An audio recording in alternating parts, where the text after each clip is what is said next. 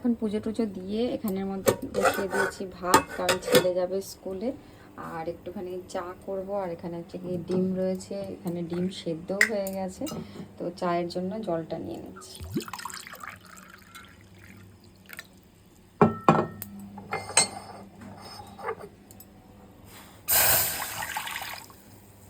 আমি এখন একটু 2 কাপ মতো চা করব। আজকে আর দুধ দিয়ে চা করব না, কারণ দুধ দিয়ে চা খেলে এখন একটু গ্যাস হয়ে যাওয়ার প্রবণতা হচ্ছে, তাই জন্য এখন একটু লিকার চা করব।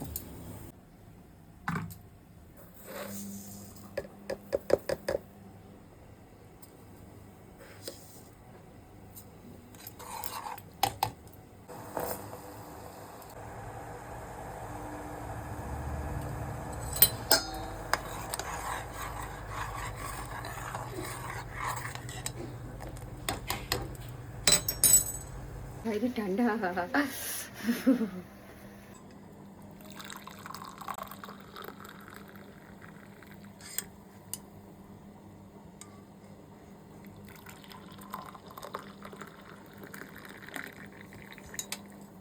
এখানে গরম গরম চা হয়ে গেছে, এবার চা খাওয়া দাওয়া হবে।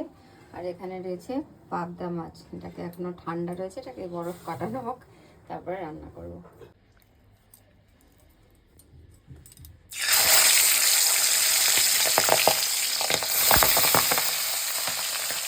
এখানে মাছ সব ভাজা হয়ে গেছে।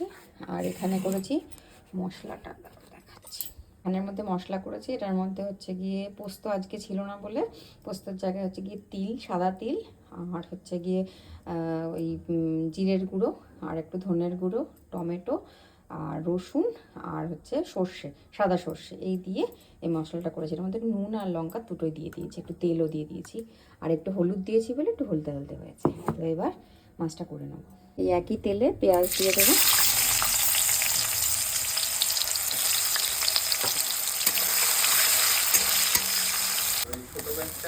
এবার টমেটোটা হালকা একটুখানি ভাজা করে নেবো। পেঁয়াজটা খুব বেশি ভাজা করবো না, একটুখানি নেড়ে ফেলে এবার একটু মশলাটা দিয়ে দেবো।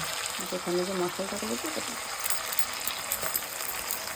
মশলাটা খুব ক্রিমি হয়েছে যেহেতু ইয়ে দেওয়া আছে, ওই তিল দেওয়া আছে, তাই জন্য।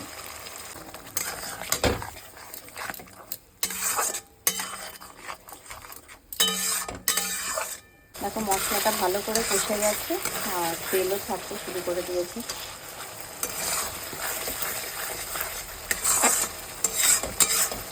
আমি এখানে গরম জল করে রেখেছিলাম, তো একটু গরম জল দিয়ে দিচ্ছি।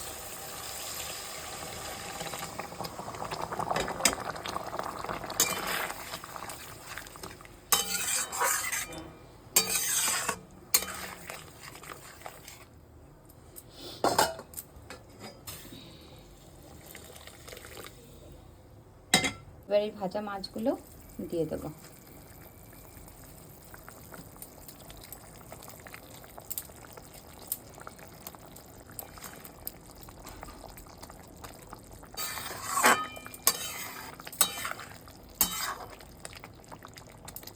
এবার দিয়ে দেবো একটু ধনে পাতা। এবার মাছটাকে নামিয়ে নেবো, এটা হয়ে গেছে।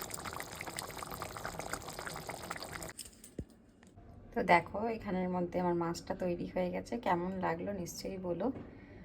তো আরও কিছু জিনিস রয়েছে, সেগুলো করে নিই, তারপরে তোমাদের সঙ্গে ভিডিওটা শেষ করব।